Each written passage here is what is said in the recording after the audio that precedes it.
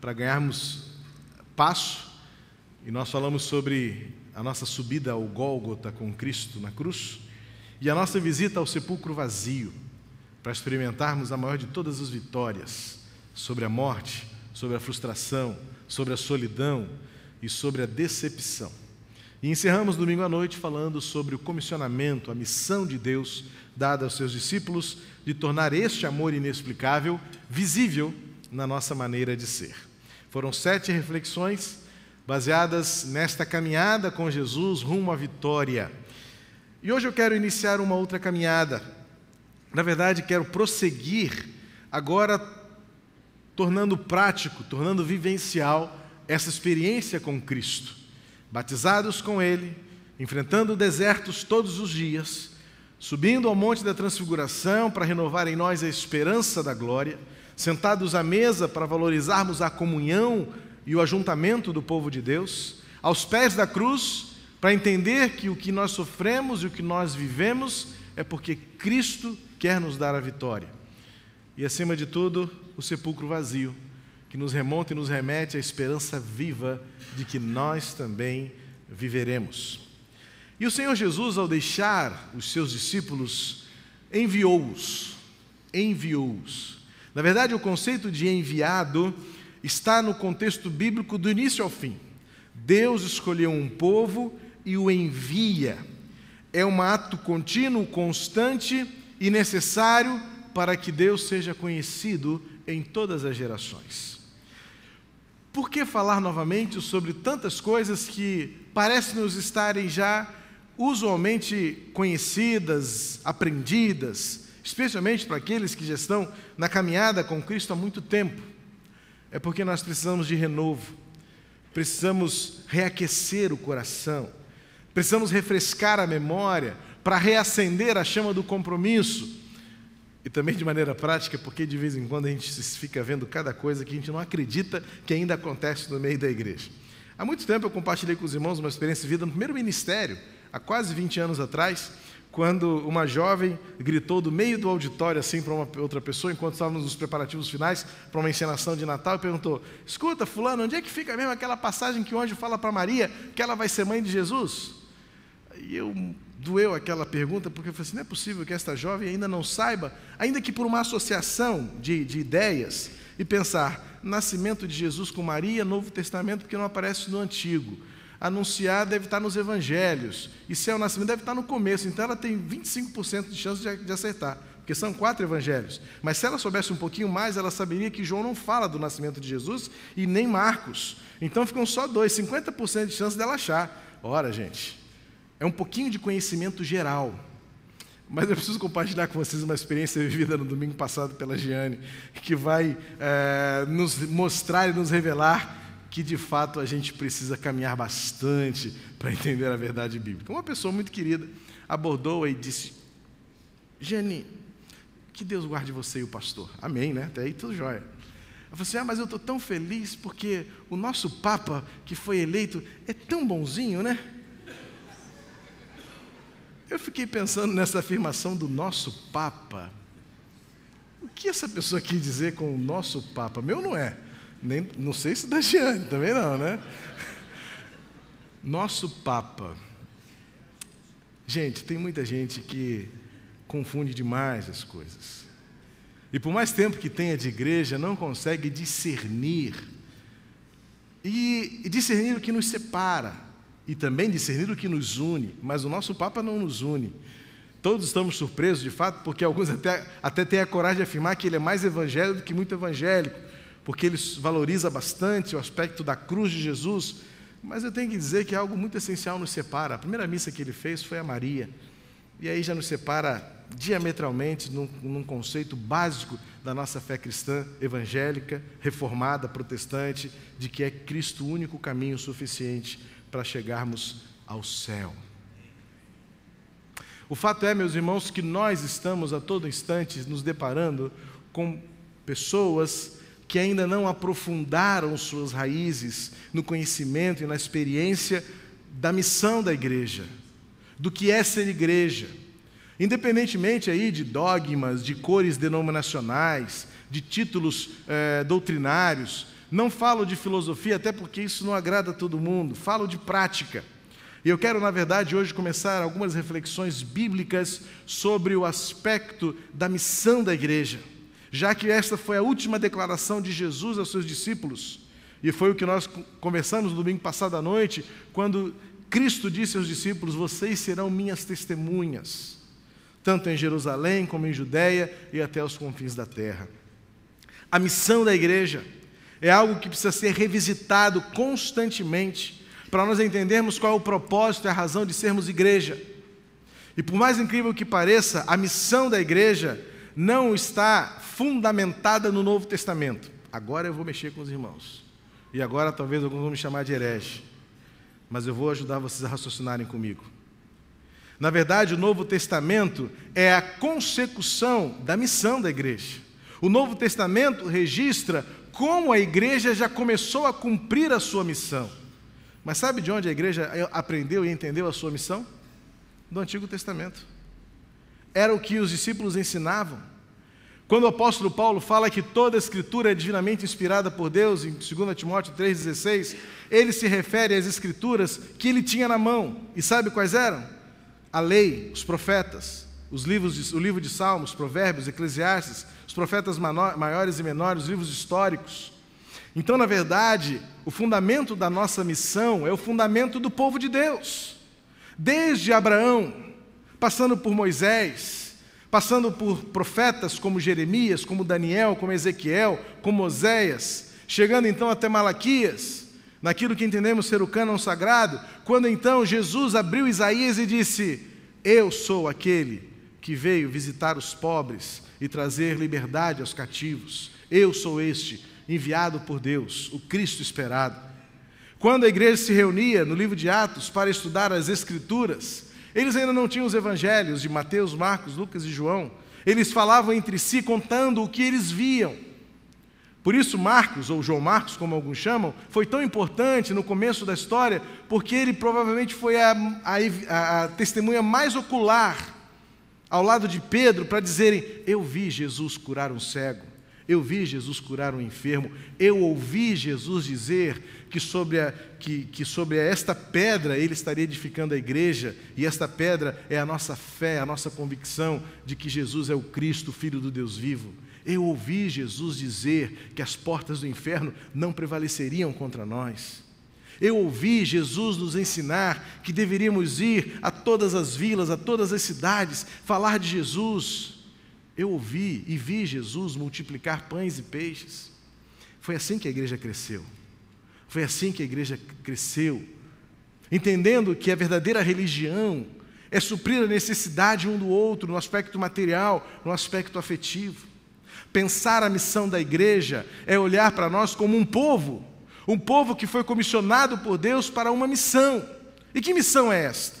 Alguns reduzem a nossa tarefa missionária, primeiramente àqueles que saem das suas casas e atravessam suas fronteiras e vão para países distantes, para lugares improváveis, para situações inóspitas, para realidades contraditórias, como essa que vemos essa semana, do casal de presbiterianos que estava preso há 5 meses no Senegal. Talvez a gente ache e se sinta até pequeno quando fala assim: puxa, eu nunca fui preso por amor a Jesus. Não, nem quero, mas nunca fui. E a gente acha que é menor ou que eles são melhores do que nós, porque estão lá no campo, fazendo o trabalho do Senhor, a obra do Senhor. Que bênção, que maravilha! Esses são os heróis da fé. E nós que aqui ficamos, achamos-nos menores, achamos-nos pequenos. Ou então reduzimos a nossa tarefa missionária, se é que vamos entender: não, mas nós também somos missionários aqui, a uma prática superficial e tão pequena de entregar um folheto, de fazer um culto, uma conferência e dizer assim: não, estamos fazendo evangelismo, porque estamos semeando a palavra de Deus. Amados, missão da igreja é muito mais do que isso. E é preciso então refletir numa caminhada longa para vocês compartilharem comigo e eu compartilhar com vocês aquilo que a Bíblia inteira nos ensina como povo de Deus, enviados que somos para transformar pessoas, para transformar vidas. Talvez nós encaremos a missão da igreja como a tarefa de um carteiro. O carteiro, ele recebe da sua empresa a tarefa: você tem que entregar cartas. Não é, Vanessa? Então você tem que separar as cartas, você tem que separar os destinatários, e você então sai todo dia com aquela sacola pesada, chega num determinado conjunto de ruas, e a sua tarefa é entregar a carta. Entregar a carta. Eu sempre brinco com o meu porteiro: tem algum cheque para mim? Não, né? Só chega a cobrança. Só chega a cobrança e boleto. Só chega a cobrança e boleto. Ninguém manda um cheque para mim. E aí tá lá. E o carteiro volta para casa assim: cumpri a minha missão. Ele está errado? Ele cumpriu a missão dele. Porque a visão que ele tem é muito exata da sua missão. O carteiro foi contratado para entregar cartas. Mas você, não sei se você sabe, eu sei, que o trabalho do carteiro não é só entregar carta.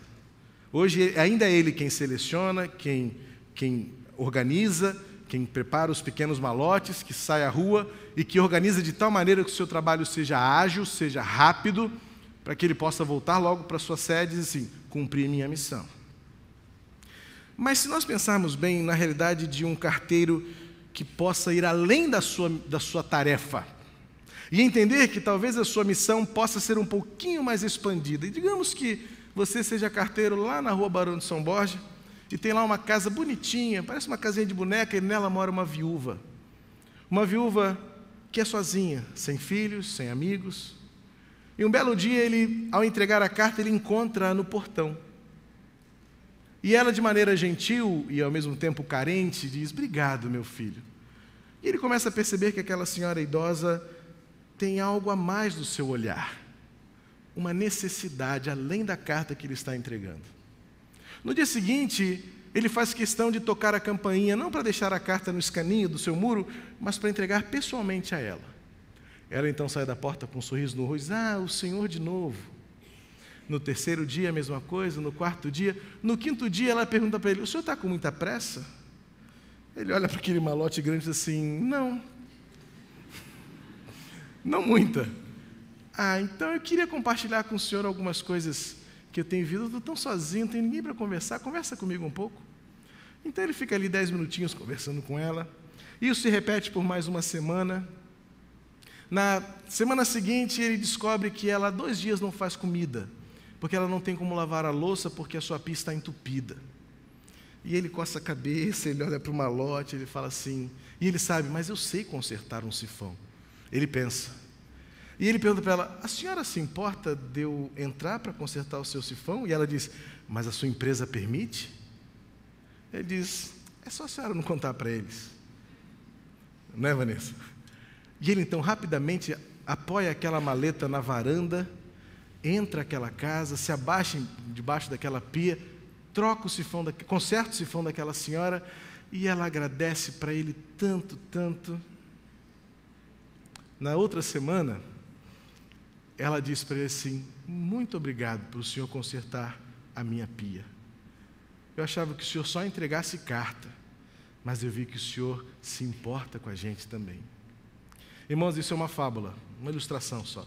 Vanessa, fique tranquila, não precisa denunciar os seus chefes não, os seus carteiros, tá bom? Ninguém fez isso ainda. Mas é para ilustrar que nós, muitas vezes, nos sentimos apenas como um carteiro que tem que entregar carta. E a gente reduz a nossa missão a uma tarefa que qualquer pessoa poderia fazer.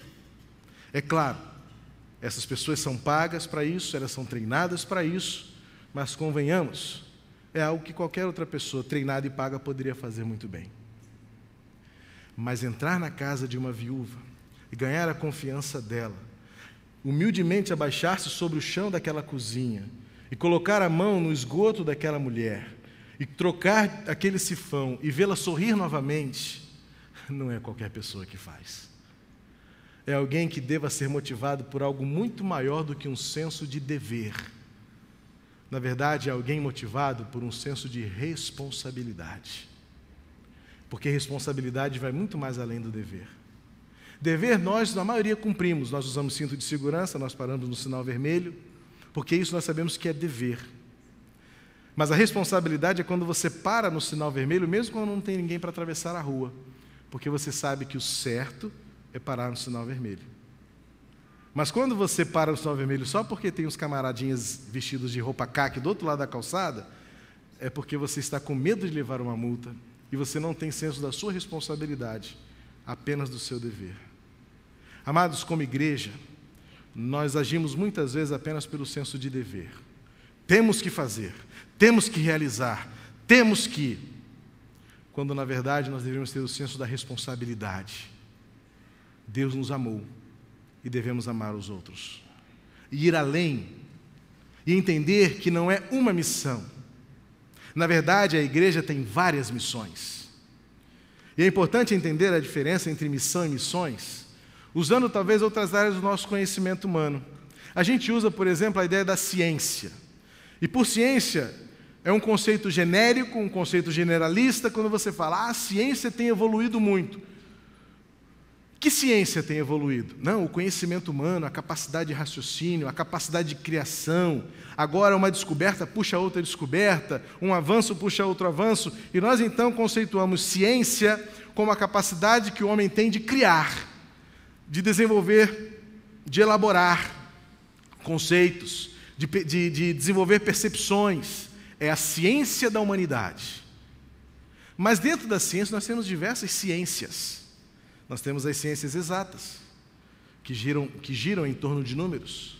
Temos as ciências humanas, que é o aspecto subjetivo da reflexão, da variável, das variantes, do relativismo.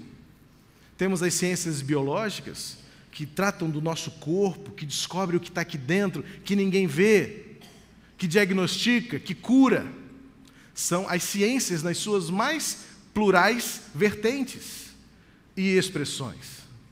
Só que há algo interessante dentro desse conceito de missão e missões, e ciência e ciências, porque as próprias ciências interagem entre si. Imagina o que seria das ciências biomédicas se a ciência exata dissesse assim: não me interessa o que vocês farão com as minhas descobertas, mas o que eu descubro é só para mim.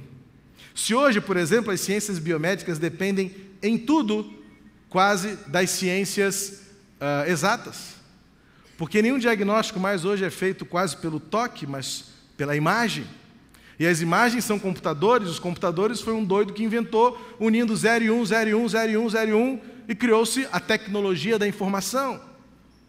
Conversando com o meu oftalmologista há algum tempo, ele disse: pastor, daqui a pouco tempo os nossos filhos serão os melhores médicos que existem, porque de tanto jogarem videogame, eles é que saberão operar melhor as máquinas do futuro, porque hoje em dia tudo é por joystick, tudo é na mão, nos dedos.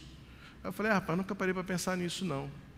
É a ciência exata servindo a ciência biomédica, e a ciência biomédica agradecendo a ciência exata pelo avanço que tem concedido. Mas é a mesma ciência biomédica que vai cuidar do criador do computador que está morrendo de câncer. Isso para a gente aprender que não existem ciências independentes. Assim também como nós, quando tratamos da missão da igreja, não estamos considerando apenas aquele que se diz missionário porque abriu mão de uma carreira secular, porque abriu mão de uma cidade natal, porque abriu mão de uma língua natal, para ir para uma língua estrangeira, para uma cultura diferente, para viver no meio de um povo diferente, por um tempo indeterminado. Não. Missionário é, na verdade, todo aquele que assume a consciência da responsabilidade de que Deus nos chamou para fazer algo. E este algo é o que você sabe fazer. Médico, professor, advogado, administrador, gerente, físico, químico, biólogo, qualquer outra profissão, onde você está. Até porque as maiores agências hoje estratégicas missionárias têm entendido que ninguém vai para o campo como pastor mais. Não há mais espaço para isso. Pastor cuida de povo, cuida de rebanho, pastor pastoreia, aconselha. Mas aquele que consegue entrar em países onde é proibido falar de Jesus são aqueles que vão levando uma caixa de ferramenta na mão, uma maleta de médico no braço, uma pasta com documentos jurídicos ou uma prancheta de professor embaixo do braço. Esse sim pode entrar e falar livremente, viver livremente, e de alguma maneira os outros verão que o seu modo de viver, muito mais do que de falar. Porque de nada adiantam palavras se nossas ações contradizem as nossas palavras. O conceito de missão da igreja é uma compreensão exata de que a igreja possui várias missões. A missão do ensino, a missão da administração, a missão do cuidado com os outros, a missão do atendimento aos necessitados, a missão até da pregação. Até da pregação. Porque hoje o que a nossa geração precisa é de vidas que estejam sendo redimidas para serem capazes de serem instrumentos nas mãos do Redentor. Hoje se discute muito qual é a parcela da importância do ser igreja. E nós então temos uma visão seccionada, como se, no contexto das ciências, uma ou outra ciência fosse mais importante do que a outra. Mas, fazendo um paralelo, é como se Paulo dissesse, e reescrevesse 1 Coríntios 12, e dissesse, é como se a ciência física dissesse, eu não preciso da ciência química, eu me basto. É como se a ciência jurídica dissesse, eu não preciso da ciência social, porque eu me basto. Porque a justiça, sem o conhecimento do social, ela tende a ser meramente legalista e perde a humanidade. Na verdade, é isso que Paulo diz acerca dos dons. E quando ele usa o nosso corpo humano para dizer o que seria do olho sem a língua, o que seria do dedo sem o braço, assim também a igreja é um todo. A igreja é um corpo maior. E, na verdade, equivocam-se severamente, seriamente, aqueles que acham que alguma coisa que a igreja faz é mais importante do que a outra. De que tal ministério é mais importante do que o outro. De que tal parcela orçamentária, só porque tem mais dinheiro do que outro, seja mais importante do que outro. A igreja é um todo, e nos alegramos com o todo. E o importante é o 100%, para que se transforme em 120, 130. Porque enquanto nós acharmos que 10, 20 ou 30% são mais importantes do que o restante, ou 80% é o que realmente representa a importância da igreja, nós estaremos levando 20% para o inferno. Nas nossas diferenças, nas nossas dissensões e nos nossos partidos. Jesus Cristo, em Marcos capítulo 16, versículo 15, é mais um registro nos evangelhos da ordem dada aos seus discípulos, do comissionamento, da sua última palavra. Caminhando com Jesus em direção à vitória, assumimos a responsabilidade de que temos uma missão, composta por várias missões. E diz assim o evangelho de Marcos capítulo 16, versículo 15. Vão por todo o mundo e preguem o evangelho a todas as pessoas. Talvez na versão mais tradicional que nós sabemos de cor, desde que éramos pequenininhos. Ide por todo o mundo e pregai o evangelho a toda criatura. Nesse contexto está mais do que indubitável a certeza de que a nossa missão é uma só, composta por várias missões, porque Jesus faz questão de enfatizar o todo. Jesus faz questão de frisar que a sua obra não é faccionada, não é seccionada, não é partidarizada, ela é um todo. E se nós perdemos de vista o que é o todo, quando nós advogamos o direito que é nosso, quando nós advogamos o que é mais importante em detrimento de outro ou de alguém, nós estamos perdendo de vista o ide pelo mundo todo, pregar a todas as pessoas o evangelho que é completo. Na verdade, esse texto deixa muito claro a ênfase que Jesus quer dar à plenitude, à completude do evangelho de Jesus. Pode projetar, por favor, o texto de Marcos 16, versículo 15? Porque existem duas evidências explícitas e claras à totalidade do mundo e à totalidade das pessoas. Aí você pode contra-argumentar, pastor, mas não existe a totalidade do evangelho. Mas exatamente porque não existe meio evangelho. Seria uma redundância desnecessária dizer e pregar o evangelho todo. Aí está o problema conceitual e a essência. O evangelho já é todo. Mateus 9,35, o evangelista Mateus diz que Jesus andava pelas cidades. E ao andar pelas cidades e vilarejos e aldeias, ele ensinava, pregava e curava. O evangelho é integral. Essa palavra integral não existe no Novo Testamento. Mas aquilo que Jesus Cristo veio fazer, cumprindo o Antigo Testamento, foi mostrar às pessoas que o que Deus faz é completo. Ele curou, primeiro, ele libertou o endemoniado em Gadar.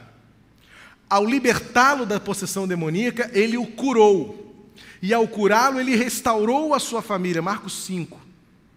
Texto belíssimo, quando Jesus olha para aquela vida degradada, talvez descrita hoje muito bem pelos dependentes químicos que andam pelas nossas cidades do crack.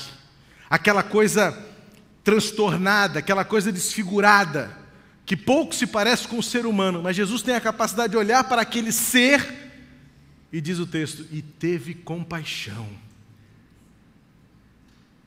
Não entregou folheto, não convidou para uma igreja, não convidou para um grupo de reunião de oração, de discipulado, nada. Ele olhou e teve compaixão. E quando teve compaixão, curou-o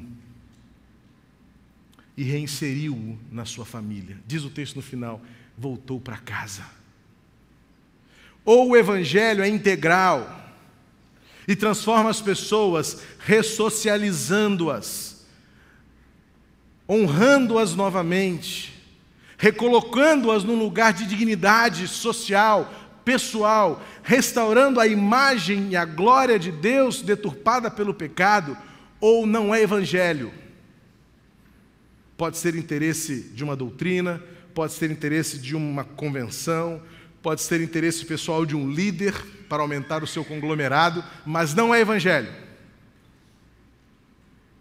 Porque o evangelho restaura completamente a pessoa. Por isso não existe a expressão todo evangelho, porque o evangelho já é todo. Não há necessidade de enfatizar o que no contexto das boas novas, as boas notícias. O livro de Reis tem uma narrativa muito interessante sobre 4 leprosos. Quando a Síria cercou Samaria e determinou ali um decreto e um regime de fome e privação. E o rei de Samaria estava para morrer de fome, a ponto de as pessoas começarem a negociar seus filhos para um processo de canibalismo. Tamanha era a fome naquele cerco. Mas 4 leprosos ficaram do lado de fora. Um belo dia, eles falaram assim, se a gente ficar aqui, a gente vai morrer de fome. Se a gente entrar na cidade, a gente vai morrer de fome.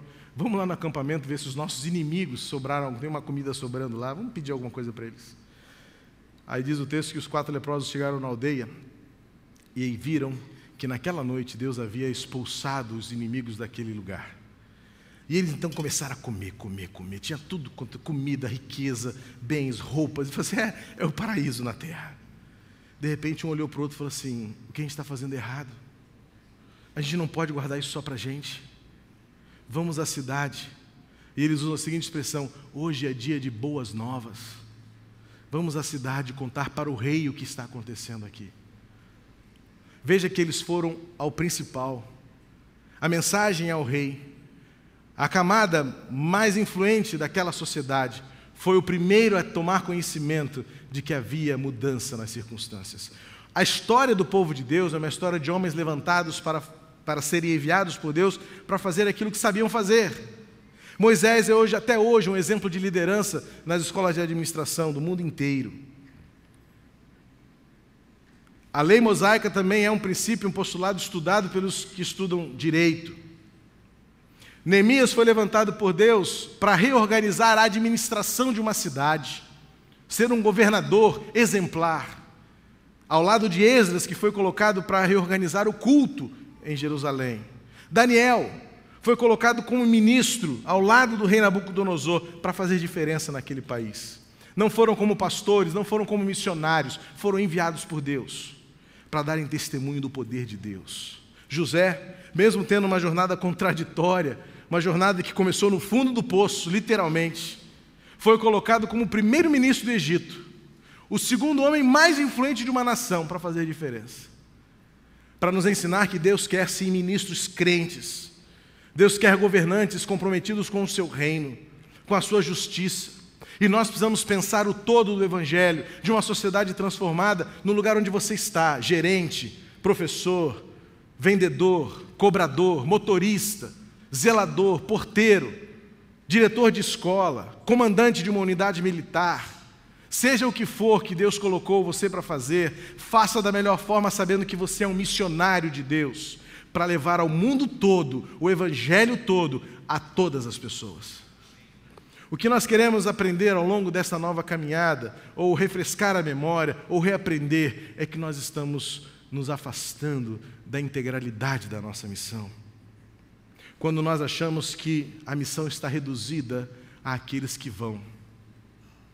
Mas entender que aqueles que ficamos têm uma tarefa de continuar pregando para todo mundo. E pregar a todo mundo aqui tem um aspecto tanto geográfico como temporal. Porque Jesus disse em Atos 1:8, até os confins da terra, nos lugares mais remotos, onde só se vai de canoa, onde só se vai de esqui, onde se chega de cipó, e seja o que for, é lá também. É lá também.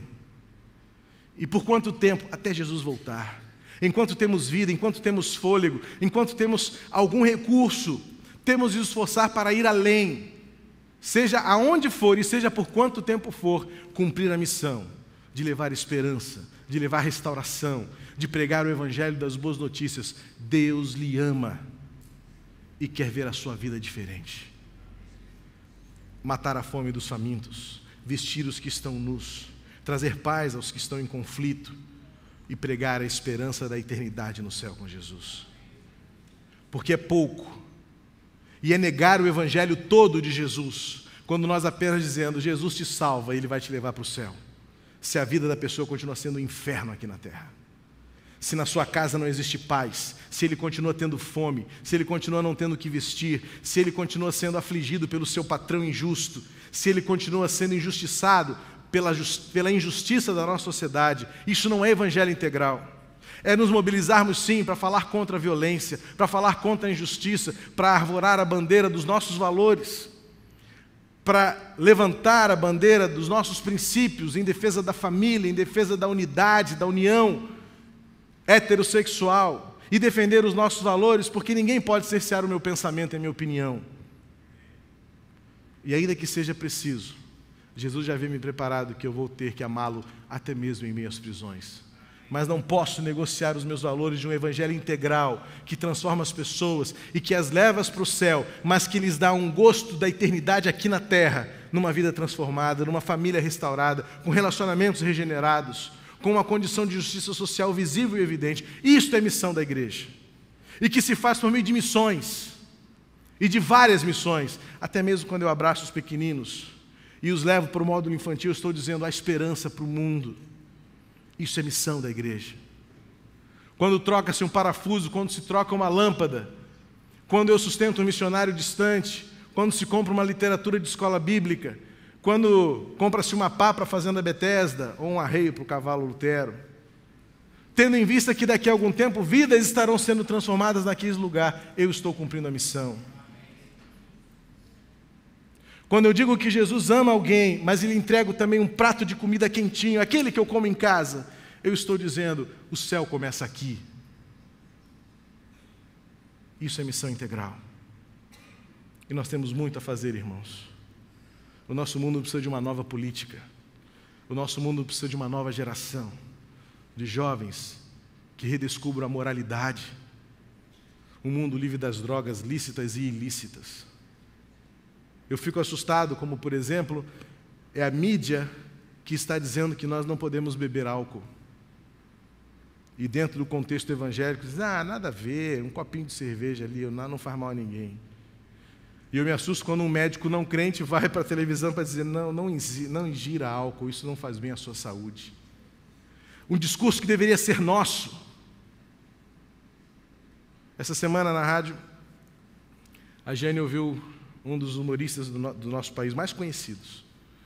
Num debate provocativo, uma pessoa mandou uma carta, ou a carta foi inventada, sei lá, uma daquelas coisas que você pergunta ao debatedor. E a pergunta era assim, a minha mãe não quer que eu vá a uma festa, a um show, sei lá, um Rock in Rio da vida, mas eu estou doida para ir. O que eu faço? O humorista, que não é crente, disse assim, olha, eu não sei explicar isso, mas não desobedece sua mãe não vale a pena. E ele depois não conseguia conduzir a conversa, porque ele não sabia nem explicar como é que ele falou assim, olha, eu sei que tem um negócio esquisito aí, a gente não sabe explicar, mas toda vez que desobedece pai e mãe, o negócio dá errado, dá ruim, como diz o carioca. Não vale a pena. Um cara que não tem compromisso nenhum com a moral, com os valores cristãos, tem lá dentro da semente da sua consciência um princípio que nós deveríamos estar dizendo com toda a coragem: honra teu pai e tua mãe para que se prolongue os dias da terra que o Senhor teu Deus te dá. Nós estamos deixando que as pedras estejam clamando os valores de um ministério, de uma missão integral que é nossa, de dizer ao mundo que existe um modo de viver diferente, de obediência, de integridade, de moralidade, de justiça.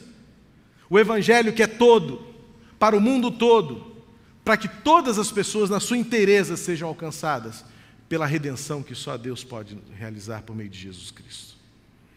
Amados, temos uma longa caminhada pela frente, mas se hoje você sair daqui entendendo que a nossa missão é muito maior do que o que temos entendido até aqui, eu já estarei grato ao Senhor, porque juntos estaremos abertos para o que Deus ainda tem para fazer por meio de nós nesse mundo. Sejam quais forem as nossas missões, numa visita que se faz, num culto que se realiza lá fora, numa saída de uma das nossas vans, num carreto que se faça, numa doação que se receba, numa vida que se toca, num remédio que se doa, num alimento que se dá, num ensino que se processa, num dinheiro bem administrado que se utilize. Todas essas são as nossas missões desse mundo. Fazer diferença, sejam nas pequenas ou nas grandes coisas, sejam nas coisas baratas ou nas coisas caras, sejam nas pessoas bonitas ou nas feias, nas cheirosas ou nas maltrapilhas. A nossa missão é pregar a todo mundo o Evangelho todo, a todas as pessoas e a pessoa toda. Que Deus nos abençoe e que nos sentemos à mesa do Senhor agora, conscientes de que fazemos parte de uma só missão, compostas por diversas missões, que nenhuma delas é mais importante do que a outra, mas todas nós fazemos parte de uma só missão, chamados por Deus para transformar pessoas, para levá-las ao conhecimento da graça restauradora de Jesus, por quem Ele morreu na cruz e ressuscitou.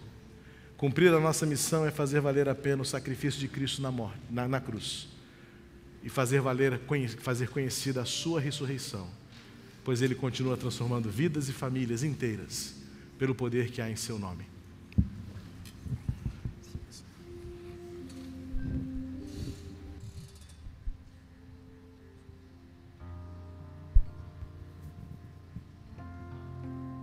Quero convidar você a participar conosco da mesa do Senhor. Você que crê no Senhor Jesus como seu Senhor e Salvador, batizado em nome do Pai, do Filho e do Espírito Santo.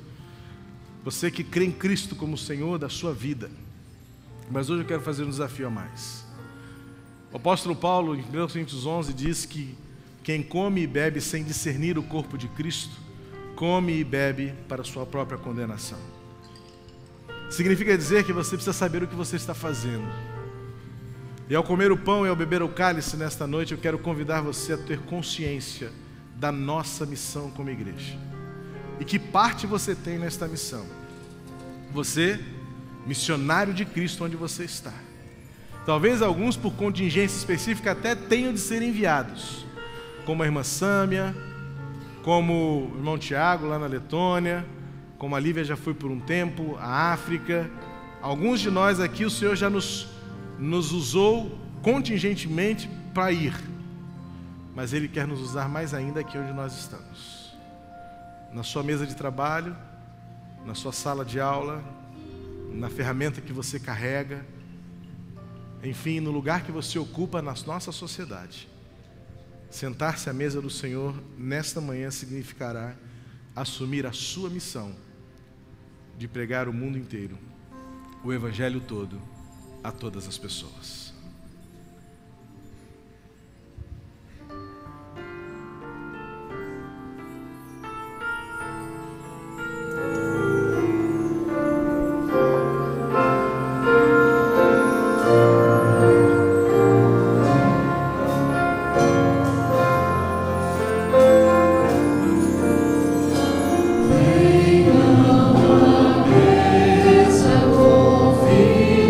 Senhor.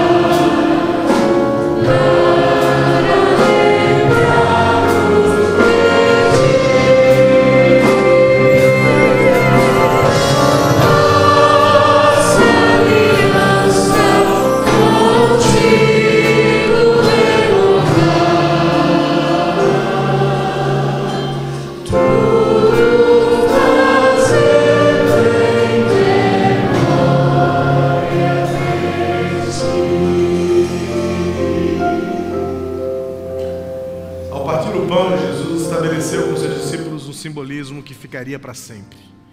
Seu corpo partido, entregue na cruz, atravessado por cravos horrorosos, para sofrer o nosso sofrimento, para tomar o nosso lugar e para tornar possível a transformação. A primeira pessoa transformada na cruz foi um daqueles ladrões, o mais improvável, o mais indigno aos olhos daquela sociedade. Foi o primeiro a ser aceito na cruz de Jesus. Depois dele, o centurião, de um extremo ao outro, do marginal ao mais importante, naquele contexto militar. O centurião olha para a cruz e diz: este homem era um homem justo. A transformação é possível para todo aquele que crê.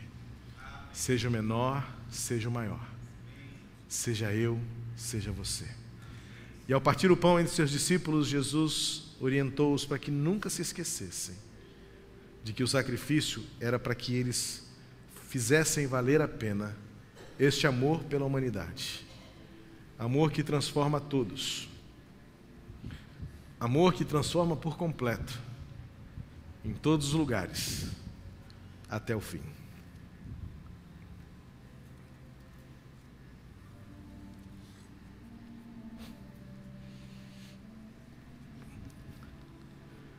Portanto, renovando em nosso coração a nossa obediência e o nosso senso de responsabilidade, não tanto de dever, pois por dever faríamos por medo, medo da justiça, mas por responsabilidade entendemos que o amor de Cristo é que nos constrange, Ele nos move. Renovando então o senso de responsabilidade que temos para com a missão desta igreja, eu convido você a comer este pão em nome de Jesus. Aqui estamos, Senhor, renovando em nós o senso de urgência e responsabilidade, movidos pelo Teu amor mostrado na cruz por nós em Jesus. Recebe, Senhor, a nossa comunhão como nosso sacrifício desta manhã, em nome de Jesus. Amém. O segundo elemento da ceia do Senhor é o cálice. E nele, por meio dele, recebemos o suco de uva, a uva que foi prensada, esmagada, conduzindo-nos em memória aquilo que Cristo sofreu por nós.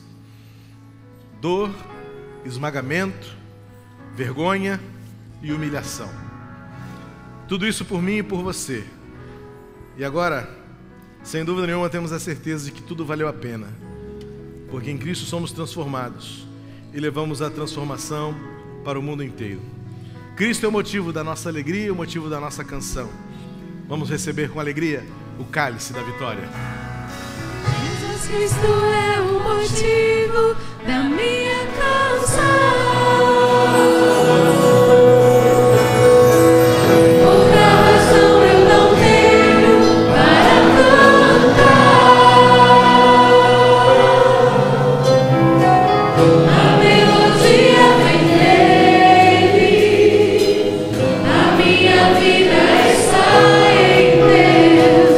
Jesus Cristo é o motivo da minha